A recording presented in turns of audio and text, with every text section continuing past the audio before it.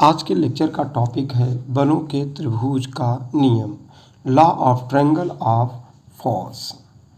तो चले जानते हैं law of triangle of force क्या होता है। यदि किसी बिंदु पे कार्य कर रहे तीन बलों को परिमाण तथा दिशा में एक त्रिभुज की क्रमानुसार तीन भुजाओं द्वारा निरूपित किया जाए तो तीनों बल साम्यावस्था में होंगे। अब एक बिंदु O लेते हैं जिस पे तीन बल P, Q, R कार्य कर रहे हैं। ठीक है, ये तीनों बल मैग्नीट्यूड एंड डायरेक्शन में एक दूसरे से अलग अलग हैं, किंतु इन तीनों बलों की जो क्रिया रेखा है बिंदु O से होकर गुजरती है। इसलिए कह सकते हैं कि ये तीनों बल कॉनकरेंट फोर्स हैं और तीनों फोर्स एक ही प्लेन पे कार्य कर रहे हैं। अब एक ट्रायंगल ABC लेते हैं जिसकी भुजाएं AB, BC और CA हैं। अब त्रिभुज की इन तीन क्रमानुसार भुजाओं द्वारा इन तीनों फोर्स P, Q, R को हम डिनोट करेंगे। तो भुजा AB पे फोर्स P को, भुजा BC पे फोर्स Q को और भुजा CA पे फोर्स R को हम डिनोट करते हैं। अब इस त्रिभुज ABC को हम एक पैरेललोग्राम में कन्वर्ट कर देंगे। तो जो पैरेललोग्राम बनेगा वो क्या हो जाएगा, ABCD। अब यदि पैरेललोग्राम को हम देखें तो भुजा AB भुजा CD के पैरेलल है, इसलिए CD की वैल्यू भुजा AB के बराबर ही मैग्नीट्यूड एंड डायरेक्शन में होगा। ठीक है, इसलिए CD की वैल्यू क्या हो जाएगी, P। सिमिलरली भुजा BC AD के पैरेलल है, इसलिए AD की जो वैल्यू है मैग्नीट्यूड एंड डायरेक्शन में BC के बराबर होगा। ओके, अब हम दो पैरेललोग्राम ABCD को हम ध्यान से देखें तो भुजा AB और भुजा AD पे force P and Q denote होते हैं। यदि इन तीनों बलों का रिजल्टेंट हमें निकालना है तो पैरेललोग्राम के डायगोनल AC द्वारा प्रेजेंट होगा। तो इन दोनों बलों का जो रिजल्टेंट होगा वो R डैश होगा, जिसका डायरेक्शन तीसरे फोर्स R से अपोजिट डायरेक्शन में होगा और इसका जो लाइन ऑफ एक्शन है वो फोर्स R पे ही डिनोट होगा। तो इसलिए देखें तो रिजल्टेंट R डैश और फोर्स R एक मैग्नीट्यूड में एक दूसरे के बराबर हैं, किंतु इनका डायरेक्शन अलग अलग है। सो ये दोनों एक दूसरे के प्रभाव को समाप्त कर देते हैं।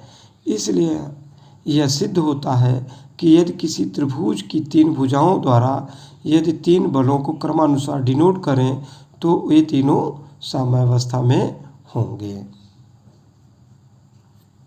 अब हम जानेंगे बलों के त्रिभुज नियम का विलोम, converse law of triangle of force क्या होता है। यदि किसी बिंदु पे कार्य कर रहे तीन बल साम्यावस्था में हैं तो उन्हें एक त्रिभुज की क्रम से ली गई तीन भुजाओं द्वारा परिमाण तथा दिशा में निरूपित किया जा सकता है।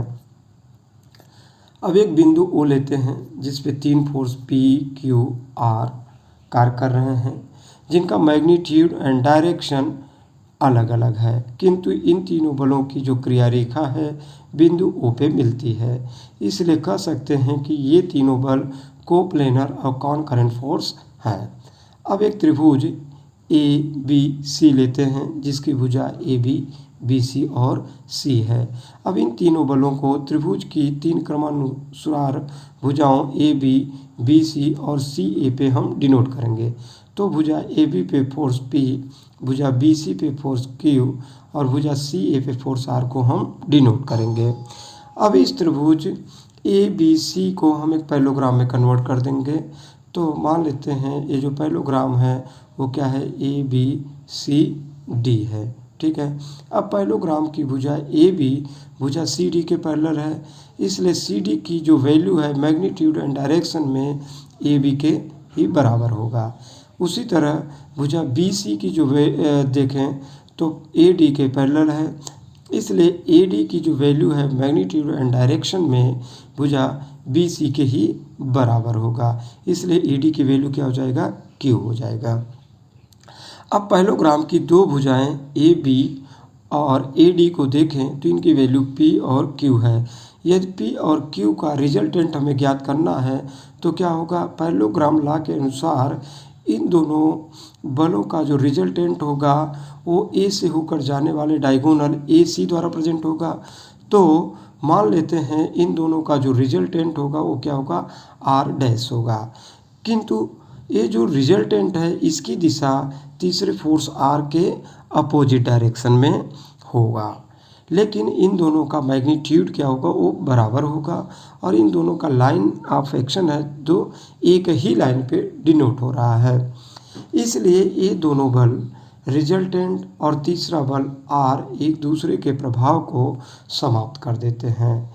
इसलिए हम कह सकते हैं कि ये तीनों बल क्या हैं, साम्यावस्था में हैं। सो इस तरह से प्रूव होता है कि यदि तीन बल, किसी बिंदु पे तीन बल कार्य कर रहे हैं और इन तीनों बलों को एक त्रिभुज ABC की क्रमानुसार तीन भुजाओं AB, BC और CA द्वारा डिनोट करें तो ये तीनों बल साम्यावस्था में होंगे।